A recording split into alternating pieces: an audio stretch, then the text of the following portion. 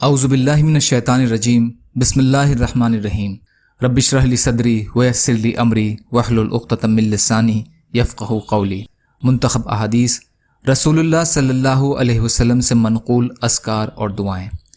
حضرت ابو ہریرہ رضی اللہ تعالی عنہ روایت فرماتے ہیں کہ نبی کریم صلی اللہ علیہ وسلم نے ارشاد فرمایا، جس نے شام کے وقت 3 مرتبہ یہ کلمے کہے، اعوذ بکلمات اللہ التامات من شر ما خلق، اعوذ بکلمات اللہ التامات من شر ما خلق، اعوذ بکلمات اللہ التامات من شر ما خلق، تو اس رات اس کو کسی قسم کا زہر نقصان نہ پہنچا سکے گا۔ حضرت سہیل رحمۃ اللہ علیہ فرماتے ہیں کہ ہمارے گھر والوں نے اس دعا کو یاد کر رکھا تھا اور وہ روزانہ رات کو پڑھ لیا کرتے تھے۔ ایک رات ایک بچی کو کسی زہریلے جانور نے ڈس لیا تو اسے اس کی تکلیف بالکل بھی محسوس نہیں ہوئی۔ ترمذی۔ حضرت معقل بن یسار رضی اللہ عنہ نبی کریم صلی اللہ علیہ وسلم کا ارشاد نقل فرماتے ہیں، جو شخص صبح 3 مرتبہ اعوذ باللہ السمیع العلیم من الشیطان الرجیم، اعوذ باللہ السمیع العلیم من الشیطان الرجیم، اعوذ باللہ السمیع العلیم من الشیطان الرجیم پڑھ کر سورہ حشر کی آخری 3 آیتیں پڑھ لے تو اس کے لیے اللہ تعالیٰ 70,000 فرشتے مقرر فرما دیتے ہیں جو شام تک اس پر رحمت بھیجتے رہتے ہیں، اور اگر اس دن مر جائے تو شہید مرے گا۔ ترمذی۔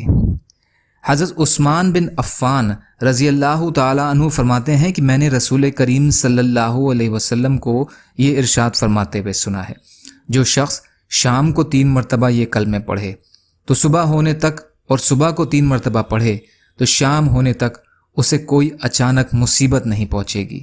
وہ کلمے یہ ہیں: بسم اللہ الذی لا یضر مع اسمہ شیء فی الارض ولا فی السماء وہو السمیع العلیم، بسم اللہ الذی لا یضر مع اسمہ شیء فی الارض ولا فی السماء وہو السمیع العلیم، بسم اللہ الذی لا یضر مع اسمہ شیء فی الارض ولا فی السماء وہو السمیع العلیم۔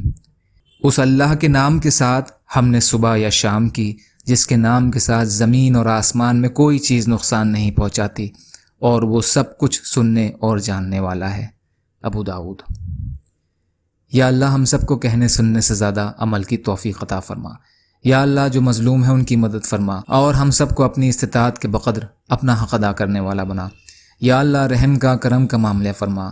یا اللہ آپ قادر مطلق ہیں، آپ کے لیے ہر چیز آسان ہے، ہمارے لیے بھی آسانیاں پیدا فرما۔ یا اللہ ہر خوف کی چیز سے امن عطا فرما دے۔ یا اللہ بدگمانی سے بچا، اچھے گمان والا بنا دے۔ یا اللہ رحم فرمائیے، کرم فرمائیے۔ یا اللہ عزت اور عافیت کی زندگی عطا فرمائیے۔ یا اللہ سچی توبہ کی توفیق عطا فرما دیجیے۔ اللہم انا نجعلک فی نحورہم ونعوذ بک من شرورہم برحمتک یا ارحم الراحمین۔ لا الہ الا اللہ محمد رسول اللہ۔ السلام علیکم۔